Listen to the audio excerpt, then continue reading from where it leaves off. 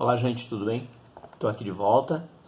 Lembrando que eu sou Washington Souza, trabalho com desenvolvimento humano, sou estudioso e pesquisador do comportamento humano, especialista em psicologia organizacional e do trabalho e em neurociência e psicologia aplicada. Eu trabalho com as cartas terapêuticas associativas, mas eu quero lembrar que as cartas são pequenas obras de arte, são ilustrações muito interessantes que têm uma força metafórica. Então, são cartas associativas, cartas metafóricas, porque o ser humano, apesar da facilidade e da importância dos processos de comunicação, da comunicação verbal em si, existe muita coisa no interior das pessoas, na sua mente, na sua cabeça, ali dentro dos seus processos emocionais, que nem sempre vertem de uma forma verbal. Então, eu vou fazer uma atividade aqui, vou mostrar para vocês bem rapidinho, uma atividade que vocês podem fazer com criança. Vamos imaginar aí uma criança na faixa de 6 anos, 5 anos, até uns 7, 8 anos.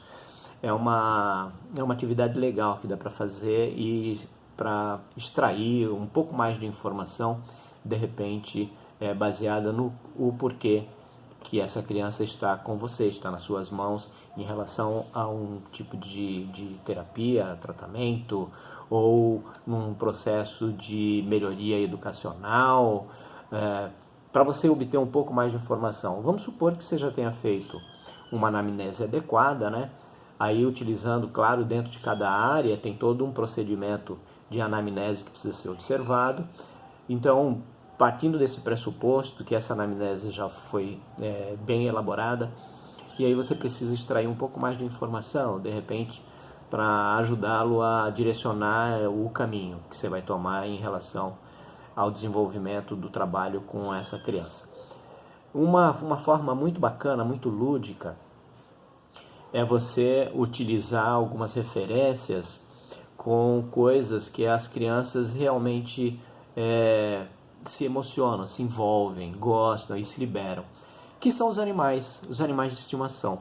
Então vamos imaginar o seguinte: você vai brincar com ela e vai começar a fazer uma atividade assim. Você vai pedir para ela abrir a mão e você vai fazer na mãozinha dela, ou pede para ela fazer o contorno da mão. Então ela vai fazer o contorno da mão esquerda, aí você pede para ela fazer o contorno da mão direita. Então dá uma canetinha, ela vai fazer o contorno.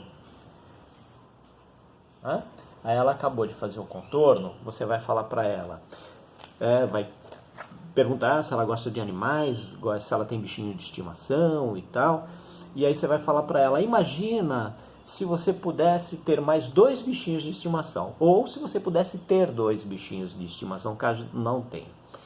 E aí você vai fazer o seguinte: você vai pegar resilho, aqui no caso, mas você pode utilizar qualquer outra imagem, ou cartas, ou desenho, ou ilustrações que contenham vários animais, né? Então, a Resilio é essa coleção, que são 2 coleções dentro de uma só. Aqui são vários animais, várias opções de animais das mais variadas espécies. Isso é que é legal, a variação de espécies, porque metaforicamente vai haver uma narrativa interior de como ela compreende esses animais. E ela vai fazer uma vinculação.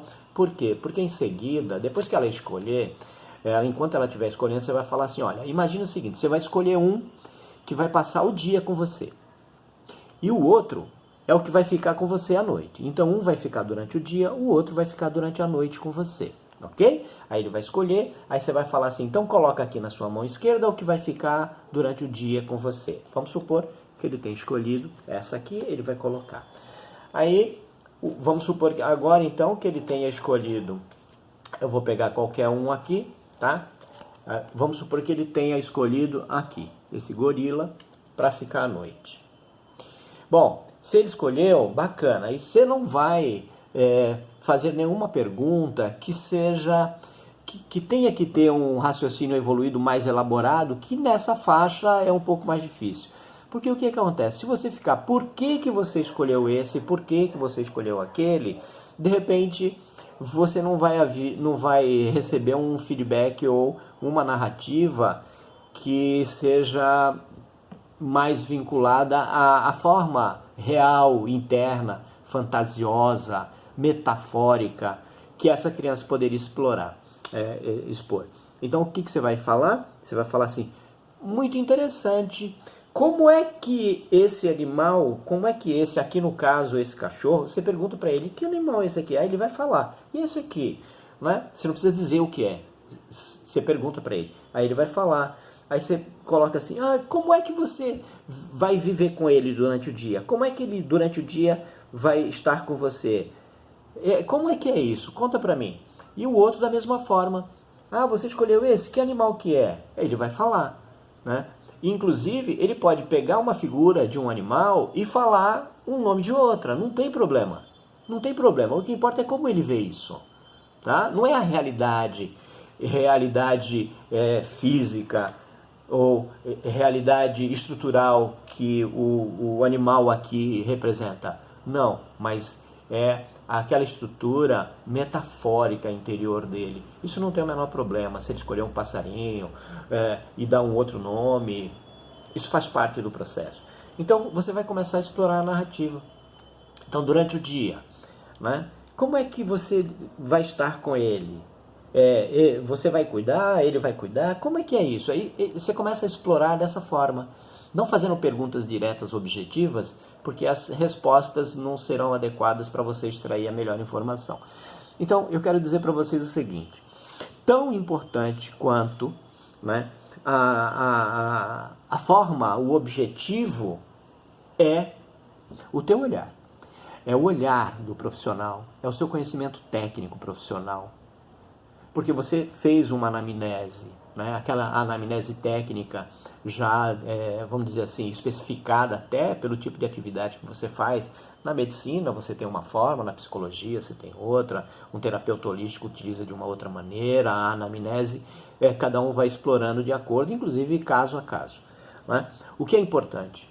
O importante é não achar que tudo é óbvio. Não achar, não pressupor. Porque, olha, como dizia um professor meu na especialização, uma das especializações que eu fiz, ele falou assim, o óbvio só é óbvio para o olhar atento e treinado. Então, esse olhar atento e treinado é o seu. Só que para você exercitar esse olhar atento e treinado, você tem que aprender a escutar. E não é escutar com o ouvido só. É liberar a sua mente para escutar a narrativa de maneira que você possa bloquear os teus processos de julgamento, de pré-julgamento. Porque, às vezes, a criança, vamos supor, já vem, né, com diagnósticos e assim por diante. Bloqueia para que o óbvio realmente possa se tornar óbvio. Que você possa, então, usando o teu olhar atento e treinado, se libertar de alguns pré-julgamentos para poder conseguir capturar o maior número de informações possíveis através dessas narrativas. Tá bom? É um exercício simples que você pode fazer de qualquer forma. Você pode ter bichinhos recortados de revista, você pode fazer de qualquer maneira. A coleção aqui é fantástica para isso e para muitas outras coisas, porque já está aqui, está pronta e tem mais de 30 figuras aqui, bem diversificada. E assim, não faça essa atividade com fotografias de animais reais. Eu digo fotografia. Usem ilustrações, porque há uma diferença muito grande do repertório metafórico quando se usa fotografia e quando se usa ilustração. Depois eu vou fazer um vídeo explicando sobre isso. Agora eu vou dar uma dica para vocês. Gosta de desenvolvimento humano? Gosta de neurociência, de psicologia? Você gosta de ciência para observar o ser humano, seu comportamento, fazer um trabalho eficiente? Vou indicar para vocês essa obra, O que o seu cérebro tem para contar, de Ramachandran. Tá? Eu vou indicar essa obra, é básica, O Efeito Lúcifer, tá? De Philippe Zimbardo.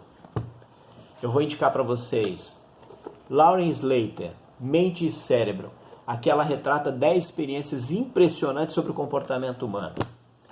E eu vou indicar esse cara aqui que eu sou fã, é um dos meus mentores, Oliver Sacks. Todas as obras dele eu indico. Vai ter que ter um tempinho, né, para se dedicar. Um grande beijo e nos vemos no próximo vídeo. Até lá.